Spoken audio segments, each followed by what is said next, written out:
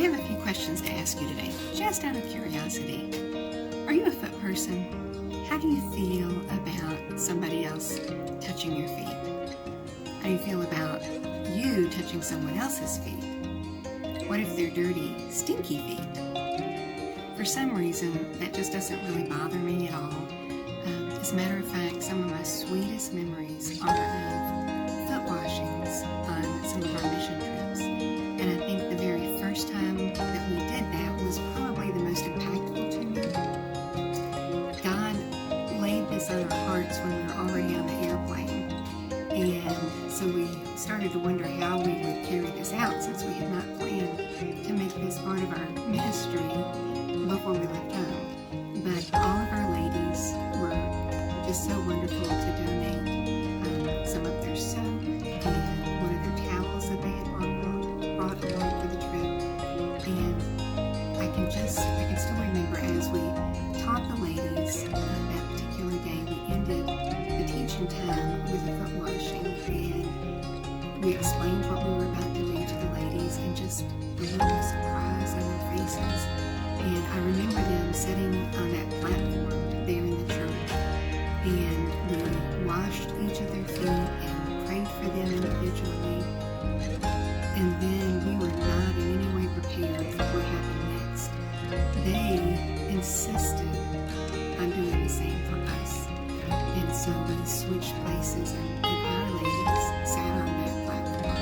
And the ladies of that town washed our feet. Our feet were dusty and dirty from walking through the streets of town, from playing with the kids in the fields and all of that. Our feet were just filthy. And I'll tell you, the tears were flowing.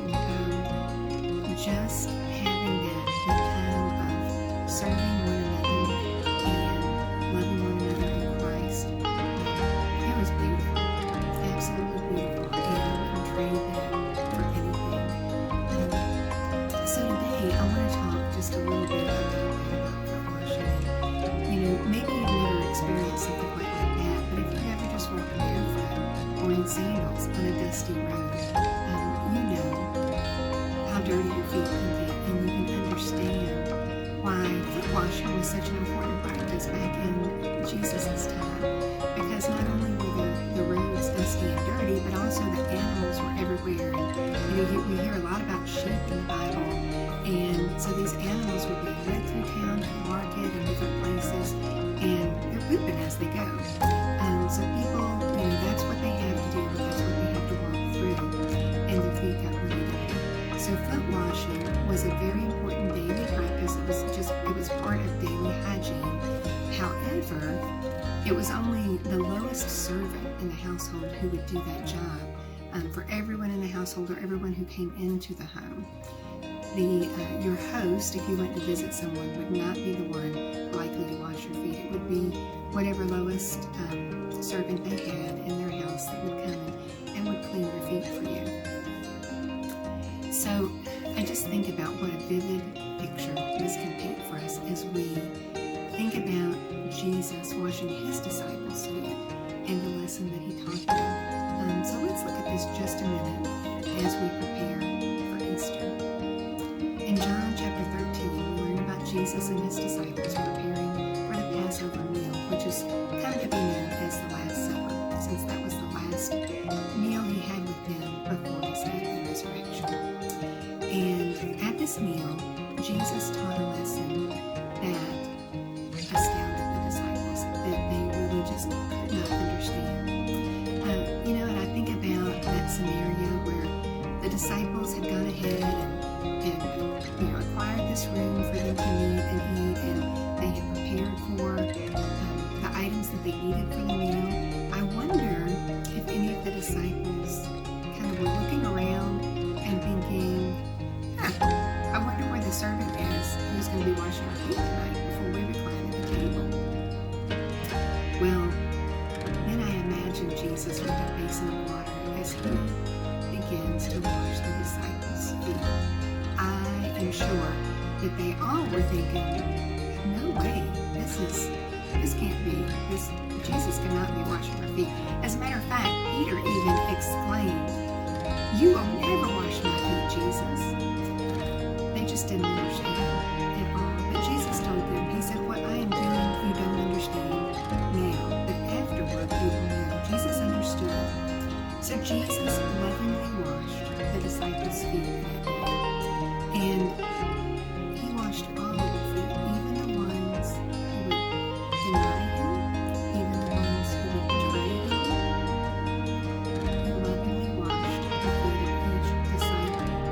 Taking on the position of a servant, he said to them, do you know what I have done for you? You call me teacher and Lord, and that is well said, for I am.